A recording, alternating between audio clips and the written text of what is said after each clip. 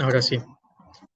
El tema que continúa en esta capacitación de ciencias sociales está o habla más que todo de la esclavitud colonial y la herencia que se generó en el Valle del Chota. Aunque ya previamente hablamos un poco de esto, la esclavitud tuvo más que todo en el tiempo que llegaron los españoles, mediados, por ejemplo, por el siglo XV, en esa época principalmente, es donde generalmente se vendían más esclavos africanos a todo el mundo. Bueno, en este caso venían a vender aquí al continente americano. El origen de estos esclavos en la esclavitud colonial, más que todo en el Chota, en Esmeralda, allí hubo un detalle cuando llegaron los colonizadores. Hubo un momento en que se prevé, también es uno de los puntos de origen de la formación de los agroecuatorianos. En esa época que llegó un barco que iban a vender esclavos, de hecho iban a pasar a Panamá, hay una historia que se menciona que este barco decidió un momento detenerse aquí en las costas de Esmeralda para lo que era abastecerse de alimentos y todo ese tipo de cosas, ¿no? Para el viaje. Entonces, en ese momento es cuando los esclavos que estaban, el barco se empezó a hundir, entonces ellos aprovecharon lo que es este caos, porque obviamente los que son dueños del barco, los esclavizadores, ellos se preocuparon por rescatar sus cosas, ¿no? En ese caos, en ese momento fue cuando todos estos esclavos se escaparon y se ocultaron en la selva de Esmeralda, ¿no? Entonces aquí es un punto, esto también se toma como un punto de origen para lo que es la formación afroecuatoriana, y que también fue un punto donde se prevé que llegaron los primeros esclavos a lo que es bueno, a la zona de Ecuador, que iban a ser vendidos de hecho, y quedaron allí. Ya en los grupos étnicos, sí les mencioné ya más que todas las exportaciones en Esmeralda, que eran preservación más que todo en la cultura, en géneros musicales, en vestimentas, tipo de comidas culinarias, todo eso, ¿no? Entonces, y todo esta del esclavito, estas consecuencias que tiene, que también se ve en el Chota, están enfocados directamente a la preservación cultural, ¿no? Bueno, en la actualidad ya no se ve la esclavitud como se veía en ese tiempo, ¿no? Pero en esa época ellos intentaron mantener lo que es la preservación de la cultura, de sus orígenes, todo eso. Había mucha desigualdad, ustedes saben, ¿no? Los esclavos eran obligados, eran forzados a labores excesivas y a veces, y muchas ocasiones sin pago, sin nada. Entonces, toda esta esclavitud, hubo un primer grupo en Esmeralda de esclavos que formaron lo que era una resistencia para buscar lo que era su libertad, ¿no? Entonces, la influencia de la esclavitud en Esmeralda, estas personas que llegaron, como ya les he mencionado, influyó fuertemente en lo que es la cultura esmeraldeña, bueno, ecuatoriana, en la música, en la danza y también los paisajes costeros, ¿no? Que ya lo hicieron lugares turísticos, que eso es la influencia de los esclavos. Pero hay algo importante aquí en este tema que quería llegar, que es más fundamental. Que el momento en que los esclavos formaron lo que es la resistencia para lo que es abolir lo que es la esclavitud, ¿no? En esa época, ellos cuando se agrupaban en una zona, estas zonas eran denominadas como quilombos y palenques. Estos quilombos y palenques eran, como se menciona aquí, eran asentamientos de esclavos fugitivos que formaban estos líderes, estos grupos de resistencia, ¿no? Que con el tiempo buscaban abolir lo que es el sistema esclavista. Había un líder esclavo que, bueno, se lo dejo también de consultar, se llamaba Antón, él hizo grandes cosas. Entonces eso sí le dejo para que lo consulte, pero también hubieron ya un poco más actual en los siglos ya XVIII y XIX, en la actualidad más que todo, también hubieron líderes emancipadores que de igual forma siguieron luchando con lo que era la esclavitud, por ejemplo. José Joaquín de Olmedo, no sé si ustedes saben, o quizás quien conozca, fue un líder político muy importante en el Ecuador, pero uno de sus principales aportes también fue la abolición o luchar contra la esclavitud, abolir este sistema esclavitista. Y también, por ejemplo, está Dolores Cacuango, que ella es una indígena, o era una indígena, que también luchó mucho por lo que es abolir el sistema de esclavitud. Por ejemplo, Dolores Cacuango fue la primera mujer que fundó o creó una escuela bilingüe donde hablaban español y quichua por el motivo de que ella era indígena, ¿no? Entonces, durante el tiempo han habido grandes personajes que han luchado contra lo que es abolir esta esclavitud que empezó en la época cuando llegaron los esclavos. Entonces, durante el tiempo hubieron muchos levantamientos, muchos desafíos, muchas revueltas, muchos enfrentamientos para que todos tengan los mismos derechos. En el 90 hubo un levantamiento indígena para que puedan ser reconocidos también sus derechos, que constitucionalmente ya están establecidos, como Ecuador un país, en el artículo número 1 se establece, por ejemplo, que Ecuador es un país plurinacional. Ser plurinacional significa que hay diversos pueblos, diversas nacionalidades, pueblos indígenas, y que todos tienen la misma igualdad de derechos, tanto a nivel social, político, de salud, de educación, todos tienen acceso, ¿no? Entonces, todas estas luchas que vinieron dándose con el tiempo, en la actualidad se logró ya en gran medida abolir, que era la esclavitud. A veces, bueno, como te digo, no es 100%, Ecuador no es 100%, no es un país 100% libre de esclavitud, pero prácticamente en su totalidad está abolida. Quizás un mínimo porcentaje, no sé, 0,001% a veces. No me pasa a mí, pero al menos los casados, que los esposos a veces son esclavos de las esposas. Así me cuentan mis amigos, yo no lo vivo por si acaso. También. Entonces, todos estos son puntos importantes que deben saber más que todo en la esclavitud y la incidencia que tuvo en el Valle del Chote, en Esmeralda, que es donde generalmente llegaron los esclavos africanos. Entonces, como ya les he mencionado, todo esto tuvo un impacto, en su momento fue lo que es negativo, pero también dejaron cosas buenas, ¿no? Como es la parte culinaria, la comida, ¿no?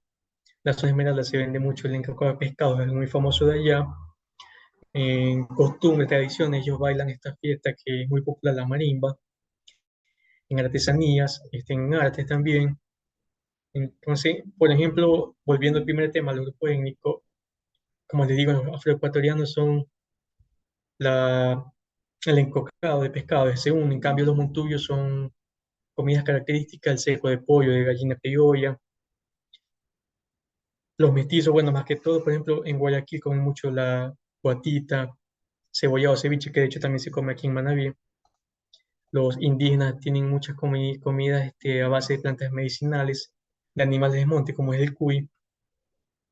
Entonces, todo esto ha tenido, según el grupo étnico, ha tenido también su impacto en las diferentes áreas, los diferentes aspectos, las diferentes costumbres, ámbitos o diversas opiniones. Entonces, la esclavitud tuvo lo que es un impacto, como se le mencionó, en el aporte, bueno, un legado económico en la región, más que todo en la época que llegaron los esclavos africanos, era mucha la explotación laboral, los ciclos de pobreza y los desafíos actuales que tenían en esa época era abolir ese sistema esclavitista. Hasta aquí, alguna pregunta antes de pasar al siguiente tema. Este tema bueno, de la esclavitud ya igual se lo mencioné un poco en lo que es la primera de los afroecuatorianos en ese grupo étnico.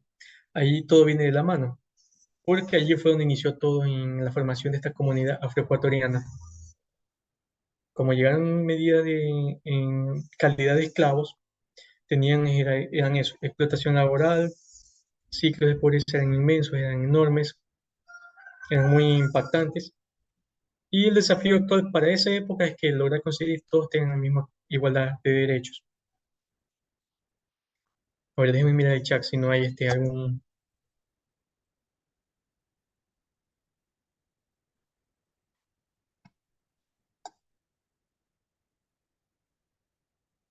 Antón, Dali, me pregunta del líder de... Antón era el nombre. Bueno, Angie menciona que en el país la mayoría de esclavos eran indígenas, claro, y eso también mermó lo que es la población, el crecimiento de esa población. O quizás también basado a eso, los indígenas al final decidieron mantenerse como un grupo muy pequeño, muy único, sin mucho contacto a la sociedad actual. Bueno, en la actualidad sí hay bastante participación de indígenas en la sociedad, en la política también, tienen derecho a participar, pero en esa época era mínimo todo eso, por este sistema de la esclavitud.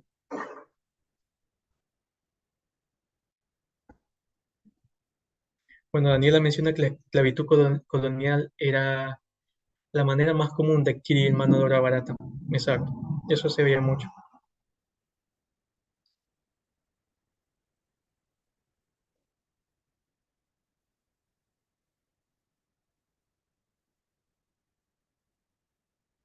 Me gusta que en el chat estén activos, estén debatiendo ustedes mismos también, den sus aportes. Eso es bueno, porque no solamente con mis ejemplos, con mi explicación, es el único aprendizaje. Ustedes también tienen conocimientos propios, que quizás ustedes han leído alguna parte que yo no he leído y ustedes también algo nuevo. ¿Sí? Es bueno lo que ustedes plantean.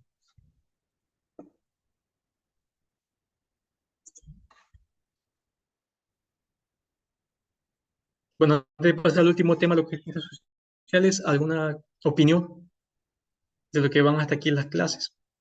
No se olviden que hemos visto los temas de grupos étnicos de Ecuador, donde están indígenas, mestizos, afroecuatorianos y montubios.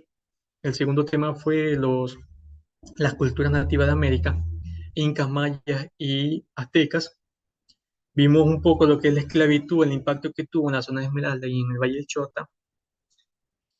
Y finalmente lo que es hablaremos un poco del mito y logos en la racionalidad. Bien, este tema del mito y logo es de origen filosófico, ¿no? Su origen dio en lo que es la principal, bueno, en la antigua Grecia, donde se generó el mito y el logo, estas dos palabras, estos conceptos, y que en la actualidad son bases fundamentales para el pensamiento de lo que es filosófico y la comprensión del mundo. Ustedes, a ver, aquí les pregunto y en el chat me contestan, me van viendo, voy viendo lo que van respondiendo. Para ustedes, ¿qué es un mito? ¿Y qué es un logo? ¿No? En palabras cortas, no hace falta que den un gran concepto. Sí, Odalis, el lindo paso al final de la clase. Ustedes o menciónenme un mito famoso que conozcan. Eh, el mito es una creencia, dice Mayani. El mito es algo referente a mitología como es Zeus. La tunda es uno de los mitos, ¿sí? El Tintín. Bueno, mitos más que todo costeros de acá de la zona de Ecuador. La Llorona, el mito de Huacas de Oro, la Dama Tapada, el Duende. Miren, sí conocen lo que es el mito y de hecho sí, mito es lo que, como ustedes mencionan, mito es una creencia que ha ido pasándose de generación en generación.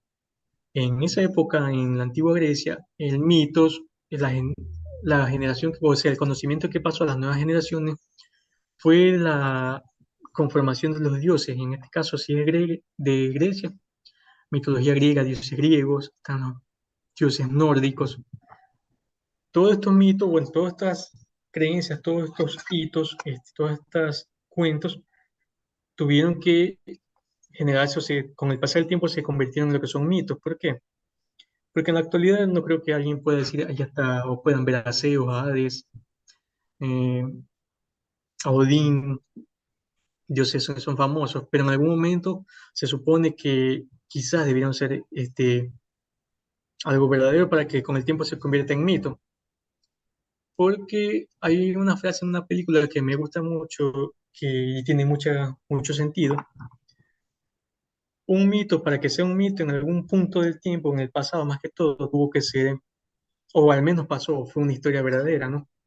Porque para que se convierta algo en un mito, una persona es necesario que una persona transmita ese conocimiento a las nuevas, bueno, a sus compañeros, sus amigos, nuevas generaciones.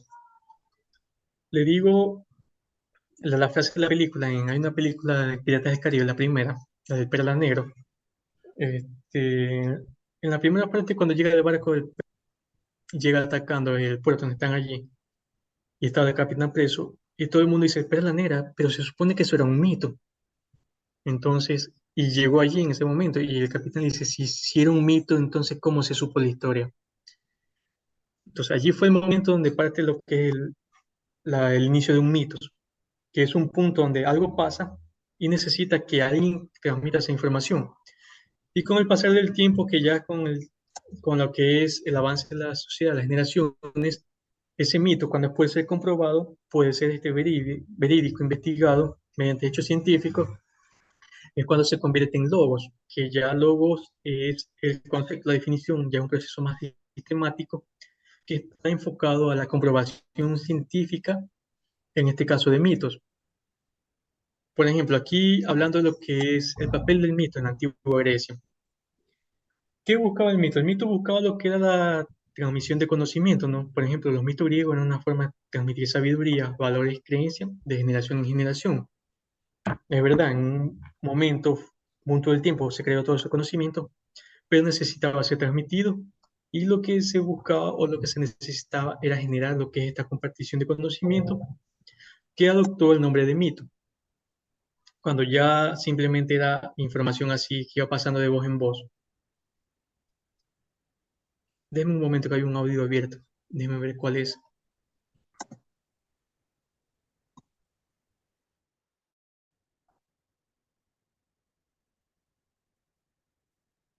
Ya ves, sí. Entonces, otro punto de lo que es el mito, un enfoque en la explicación del mundo, lo que busca. Al inicio yo le hablé de lo que es la cosmovisión. Este término le mencioné que la cosmovisión es la manera en que uno percibe al mundo, cómo ve esa realidad. O sea, los mitos eran utilizados para dar origen a lo que eran fenómenos o conocimientos científicos y el comportamiento del ser humano, cómo iban a generarse según ciertas condiciones o ciertos eventos que puedan suceder. O sea, además, el papel del mito tuvo un gran impacto en el desarrollo cultural y los mitos en la parte ya integral de la cultura griega influyeron mucho en religión, arte y literatura, ¿no? Esto era el papel del mito, más que todo en la antigua Grecia, buscaba esto, conocimiento, explicación del mundo y cultura, que puedan ser, más que todo, todos esos conocimientos se mantengan en el tiempo. Si les digo un mito, bueno, bastante mito, no sé, al menos los que vivan en la zona de Manabi de Puerto Viejo, cerca de allí, este, hay un lugar que se llama Las Peñas, donde hay una virgen, ¿no? Y ahí, bueno, todo, según hay que subir 7 peñas y todo eso, hay un mito allí de que hubo un tiempo en esa parte donde está encima de la montaña, encima de la Virgen, hubieron dos toros inmensos que pelearon y se cayeron a la parte de abajo donde está la Virgen, y eso se mantuvo intacto. Entonces es uno de los mitos que está allí, que por eso es un poco sagrado y también un poco misterioso, según dicen que uno no puede subir las 7 peñas que se pierden. Pero mira, allí uno propio en la zona donde uno habita cerca, hay mitos en la sociedad. No solamente el mito es a nivel mundial o de famosos grandes eventos, sino que se da mucho también en la propia situación de la vida cotidiana de uno. Luego tenemos lo que es ya, a ver, déjame ver aquí,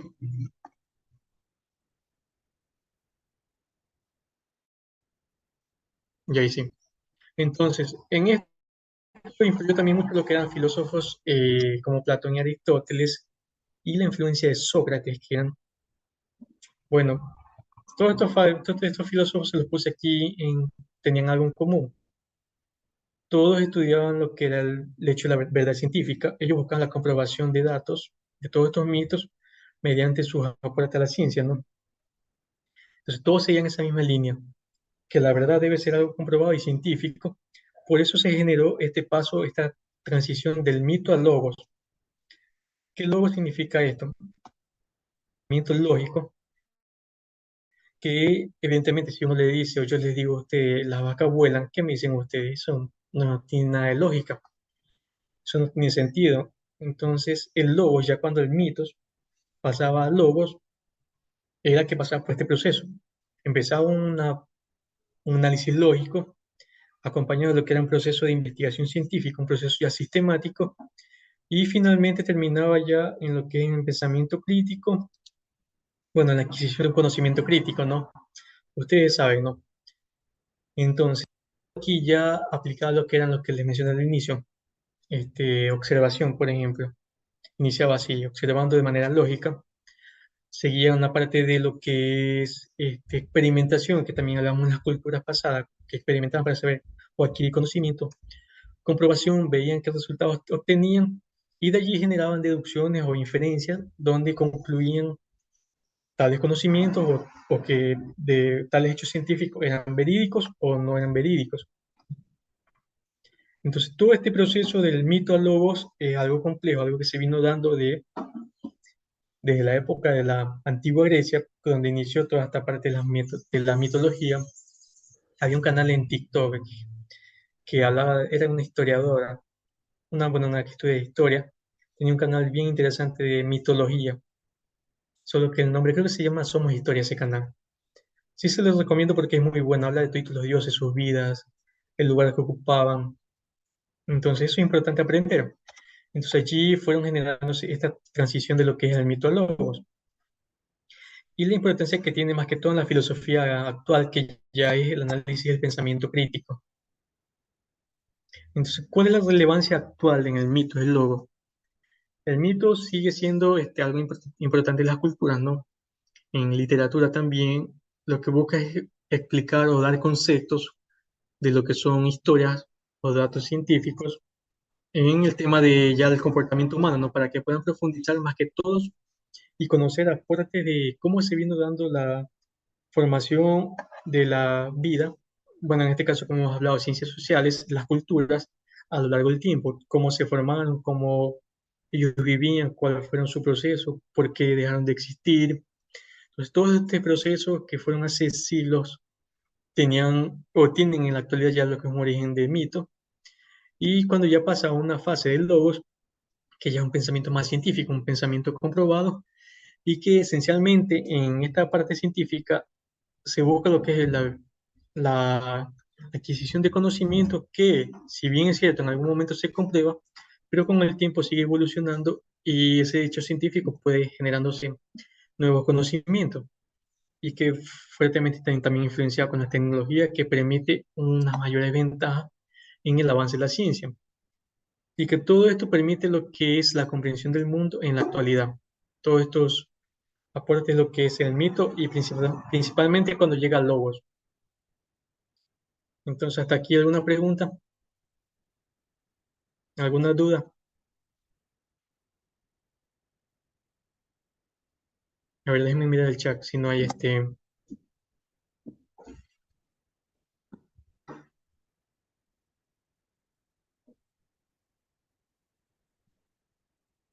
Bueno, Wendy me comenta que son mitos, pero que sí se puede subir hasta las 7 peñas. Ah, mire, me alegro que ustedes a esa comunidad. Yo una vez subí, supuestamente, cuando yo estaba en el colegio, me dijeron, nos llevaron y subimos, como le digo, supuestamente me dijeron que hasta allí eran las 7 peñas. A la final, como no soy de allí, no conozco si sea verdad o no. Pero lo que sí es que tuvimos que volvernos, por donde subimos no pudimos bajar, porque tuvimos que dar la vuelta y bajar por otro lado. Entonces quizás por eso alguien diga que si suben las 7 peñas se pierden porque no pueden volver.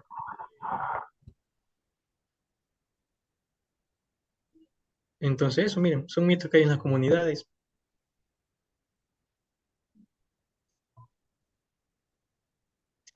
Duda, dice Alejandro. Bueno, ya si no tienen dudas, algún comentario que quieran añadir, porque con esto ya estaríamos finalizando lo que son, bueno, la primera capacitación del día de hoy en el área de ciencias sociales. Como les mencioné, vimos 4 temas que eran los grupos étnicos del Ecuador, culturas nativas de América, la esclavitud en Esmeralda y el Valle del Chota, y la filosofía del mito a logos, que son unos temas de inicio, porque más adelante van a tener una segunda sesión de lo que es sociales, creo que es el miércoles, el próximo, sí, el miércoles, y van a continuar de aquí en adelante con nuevos temas.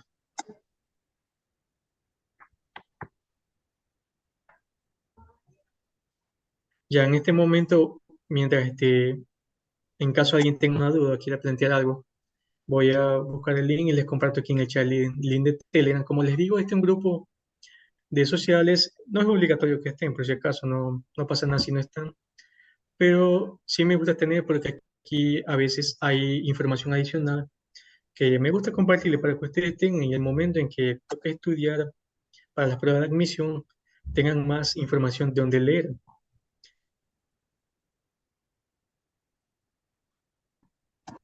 Ya les paso el link aquí, déjenme salir de las diapositivas.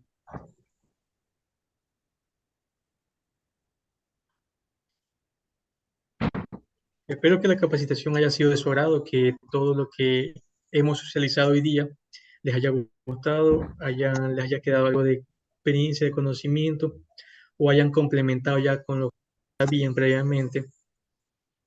Entonces, todos estos detalles es importante que siempre los tengan en cuenta. Como les mencioné al inicio, también aquí, de aquí en adelante, viene el compromiso de ustedes, que no solamente se queden con esto, sino que ustedes ya tienen una base de temarios y que lo pueden profundizar.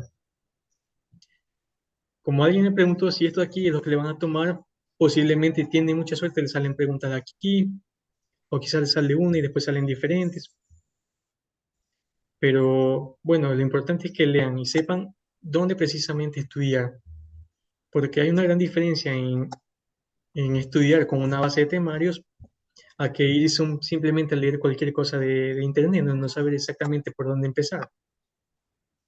Entonces, con esto ya yo sé que van a tener una base más amplia para cuando llegue el momento de su prueba. Ah, bueno, César me comenta que con la ayuda del chat la dinámica es mejor porque, claro, uno ve, no se queda únicamente con mi opinión, con mis ejemplos. Muchos de ustedes van a tener también ejemplos muy importantes y eso también les complementa lo que ya saben o lo que están aprendiendo. Gracias, Sandra, también porque le gustó la clase. Cambiarse la manera a la modalidad de la tarde, puede conectarse igual. En la tarde solamente dejen su nombre aquí en el chat, que ella se va sabiendo, ¿no? Porque igual este chat queda grabado y ahí se ve. Las clases sí está grabada. Yo imagino más adelante se las de compartir. Y aquí en el chat les comparto el link de Telegram del grupo de ciencias sociales. Yo más, ya mismo en unos minutos también les comparto unos documentos adicionales para que ustedes tengan una base mayor. Bueno, yo creo que no hay nada más que decir. No sé si compañera Andrea tenga algo que decir, algo que añadir.